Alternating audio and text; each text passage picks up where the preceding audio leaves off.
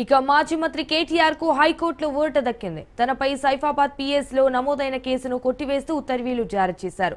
ఇటు రేవంత్ రెడ్డిని కించపరిచే విధంగా మాట్లాడారని కేటీఆర్ పై కేసు నమోదు చేశారు. అయితే రాజ్యసభ సభ్యుడు అనిల్ కుమార్ ఇచ్చిన ఫిర్యాదు మేరకు సైఫాబాద్ లో కేసు ఫైల్ అయింది. కేసును కొట్టివేయాలని క్వాష్ పిటిషన్ దాఖలు చేశారు కేటీఆర్.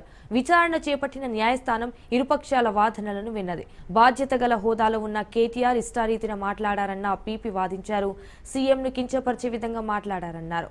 అటు కేటీఆర్ తరపు న్యాయవాది రాజకీయ కక్షలలో కేసు నమోదు చేశారన్నారు. ఇరువురి వాదనలు విన్న న్యాయస్థానం కేటీఆర్ పై నమోదైన కేసును కొట్టివేస్తూ ఉత్తర్వులు వెలువరించింది.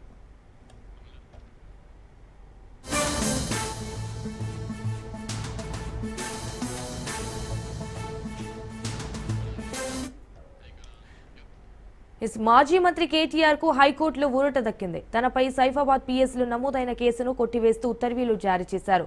ఇటు రేవంత్ రెడ్డిని కించపరిచే విధంగా మాట్లాడారని కేటీఆర్ పై కేసు నమోదు చేశారు. అయితే రాజ్యసభ సభ్యుడు అనిల్ కుమార్ ఇచ్చిన ఫిర్యాదు మేరకు సైఫాబాద్ లో కేసు ఫైల్ అయింది. కేసును కొట్టివేయాలని క్వాష్ పిటిషన్ దాఖలు చేశారు కేటీఆర్. ఇటు విచారణ చేపట్టిన న్యాయస్థానం ఇరుపక్షాల వాదనలను విన్నది.